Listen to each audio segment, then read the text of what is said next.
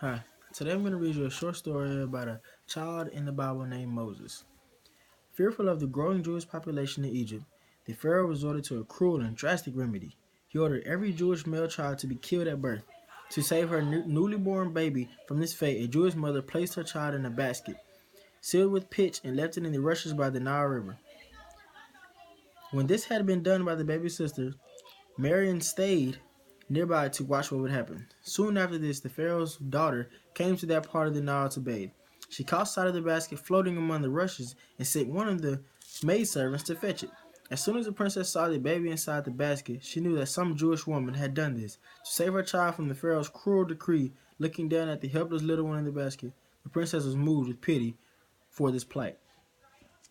Watching all this, Marion was encouraged by the expression of sympathy she saw in the face of the princess, so she approached and suggested that she get a Jewish woman to nurse the child.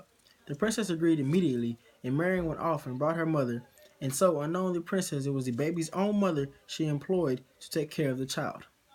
When the baby had grown older, his mother brought him to the princess in the royal palace. The princess adopted him and called him Moses because she said, I drew him out of the water. Therefore, Moses lived in the palace and was educated as an Egyptian prince. Moses never did, however, forget his own people. Indeed, as time passed, he found the harsh treatment they received from the Egyptians more and more difficult to bear. One day he saw an Egyptian overseer cruelly beat an Israelite. Furious, Moses sprang forward, seized the Egyptian, and killed him. To escape arrest, Moses fled to Midian in Arabia, where he found work as a shepherd. Many years later, as he tended his sheep, he would receive God's call to return to Egypt and led the Israelites out of the bondage to search for the promised land. I read this book because today's Easter, obviously, and I enjoy different short stories out the Bible.